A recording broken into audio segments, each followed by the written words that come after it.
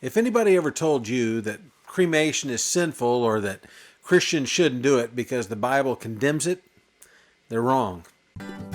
Okay, the next argument is from Amos. This is the argument that people who are against cremation will use when they say God has said cremation is a sin. This is the text that they use. It's Amos 2, verse 1. But the fact of the matter is, this argument is just bad exegesis. It is taking a passage out of context, and it is saying that God condemns a nation because they used cremation. And that would be a great argument if it was true, but it's just not true. So let's look at Amos. Amos is an interesting book. We're just going to look at the first chapter and the first part of the second chapter. And in this section of text, God is judging certain nations. When he's judging them, he says, you are guilty of 3 things, 4 things, and then he'll just mention one thing that they're guilty of.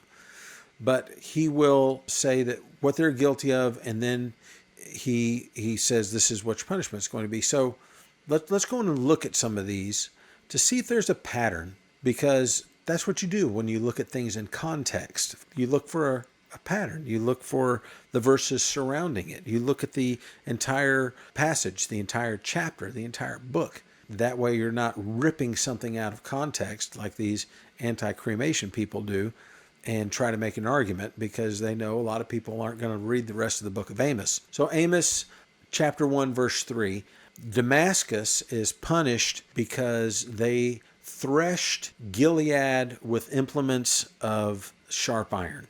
Here's Gilead, and if you research this more, you'll understand that Gilead is a couple of 12 tribes of Israel. They're the victims of Damascus. Is Damascus being punished because they used sharp iron? Is that why they're being punished? If they used dull bronze, would they not be punished? If they used other implements that were not sharp iron, would they not be punished? They would still be punished. The thing that they're being punished for is not how they crushed Gilead. The thing that they're being punished for is that they crushed Gilead. They crushed these people who were part of the 12 tribes of Israel. The victim of their action was what angered God, not how they did it, but who they did it to. Now, how do I know that? Let's go to the next one. Amos 1, verse 6. Gaza is punished because they deported an entire population to deliver it up to Edom. Were they punished because they took all these people to Edom? What if they had taken them all to Babylon? What if they had taken them all to Assyria? What if they had taken them all to Egypt? What if they had taken them all somewhere else? They would be punished because they took the people. It's not the fact that they took them to Edom.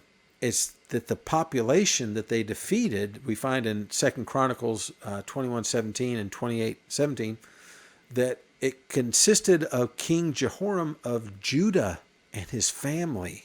These were people from the 12 tribes of Israel. The victim of their action was what angered God, not that they took them to Edom, not the action itself. Okay, so we've got 2 instances in chapter 1 of Amos where the punishment is dished out from God because of who the victim was, not actually what they did. Is it just 2? No, it's the entire first chapter. Amos 1, verse 9, Tyre is punished because it took an entire population to Edom and did not remember the covenant of brotherhood. So are they punished because they didn't remember that the king of Tyre called Solomon brother in 1 Kings 9:13? Is that why they were punished? Or were they punished because they turned against Jerusalem in Ezekiel 26? The fact that they turned against a population of the 12 tribes of Israel, that is what is making God angry. Not the way that they did it, but the fact that they did it to a portion of the 12 tribes of Israel. That's what made God angry. We'll keep on going. Amos 1:11, Edom is punished. Edom is punished this time for pursuing his brother with a sword.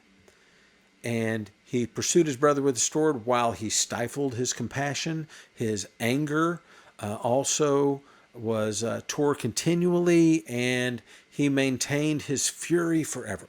So just in case you didn't know this, the Edomites are the descendants of Esau. Remember Jacob and Esau? Jacob becomes Israel, the Israelites. He has a brother, Esau. Esau sold his birthright to Jacob, but Esau was still part of the promise, right? You have Abraham and then Isaac and Jacob and Esau.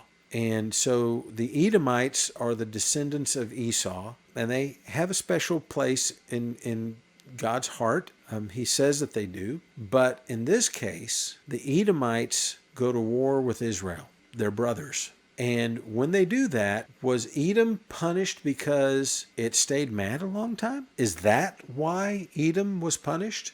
No. Edom was punished because they warred against Israel, the 12 tribes of Israel. Again, the victim of their action was what angered God, not the action itself.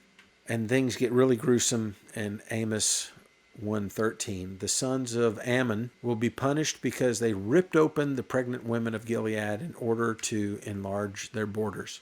Now, this is pretty grotesque. We already talked about Molech, the god of the Ammonites. He's also the god of the sons of Ammon. And apparently, the sons of Ammon not only offered their own children to this god, but they, at some point, would go around to other nations and they would offer other people's babies, even going so far as offering babies that had not been born yet. But here's the point to remember. They did this to other nations as well. So what was it that angered God?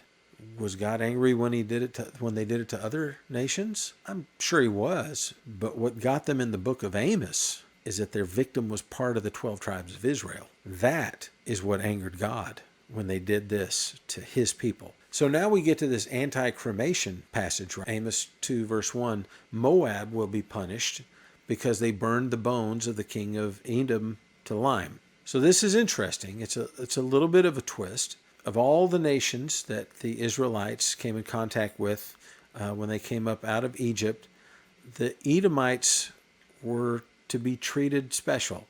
Deuteronomy 23:7 says, "You shall not abhor an Edomite, for he is your brother." God remembers that it is Jacob and Esau. Jacob becomes Israel, and God has a special place in his heart for Jacob's brother, for Esau and his offspring. If you read the one of the minor prophets is Obadiah, and Obadiah's book is about the Edomites. If you read it out loud, it sounds like God is pleading with Edomites, or at least those who will listen, to reconsider their actions before it's too late. Even though they were not Israel, God did consider them special. So we use all of our other punished nations from Amos as an example. All of those were punished because they hurt the 12 tribes of Israel. And I think that we can conclude that this is going to follow in that pattern, that Isaac's son, it is Jacob or Israel's brother, Esau. The focus of the passage is not that cremation is wrong. The focus is that you don't mess with God's people, even those who are just related on the fringe. That's what this anti-cremation passage in Amos is about. Our next argument is that Scripture mentions being buried in specific fields that were for deceased family members, being buried in gardens. It talks about being buried under landmark trees, being buried in family tombs. So this argument says that if people are not buried, then there's no memorial place established for them that people can go in order to remember the deceased. This is not a biblical argument.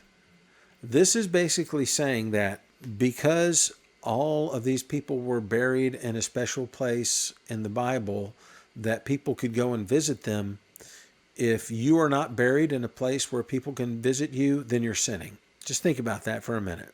Think about the people buried at sea. They're sinning because it's not a special place. Think about the people in wars that are buried overseas that their families really can't go and visit.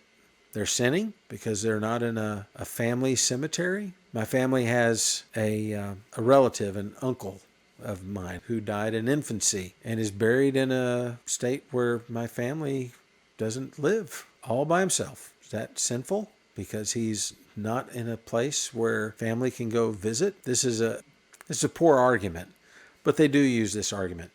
Another argument they use is that cremation is just gruesome. It's too gruesome to be considered respectful for the dead.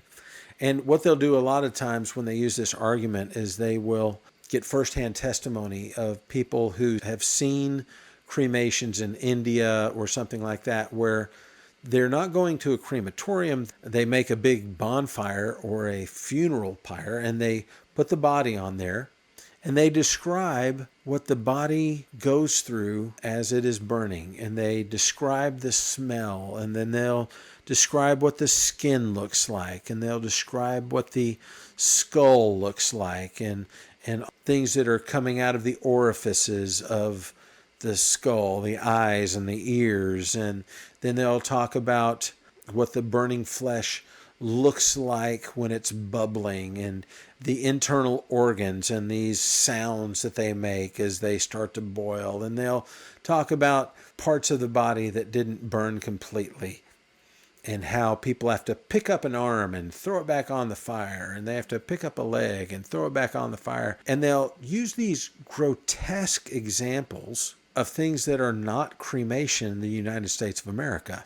In the United States of America, that is not what cremation is like. But they're building on your emotions to try to talk you out of it, to convince you that that is what cremation is. And that is just desperation. And that's sad.